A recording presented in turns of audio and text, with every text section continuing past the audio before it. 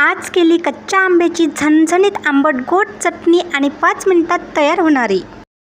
चला पाहूयात मस्त अशी कच्च्या आंब्याची आंबट गोड चटणी. तर इथे मी 2 आंबे घेतलेले आहेत. आंब्याला स्वच्छ धुवून घेतलेले आहेत.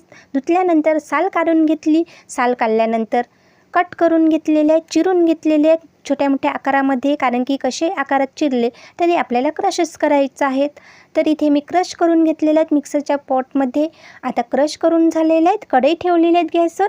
कढई ठेवल्यानंतर तेल घातलेलं आहे 3 ते 4 चम्मच. तेल थोडंसं जास्तच घालायचं आहे आणि 1 चम्मच जिरं घातलेले आहेत आणि अर्धा चम्मच मोहरी, 1 पाव टेबलस्पून मेथी घातलेले आहेत. मेथी, जिरं, मोहरी तडतडली की मग क्रश घालायचा आहे कच्च्या आंब्याचा आणि 2-3 मिनिट छान शिजू द्यायचं आहे. नंतर अर्धा चम्मच हळद घालायची आहे. हळद आधी नाही घालायची, आधी जर घातली तर जळू शकते.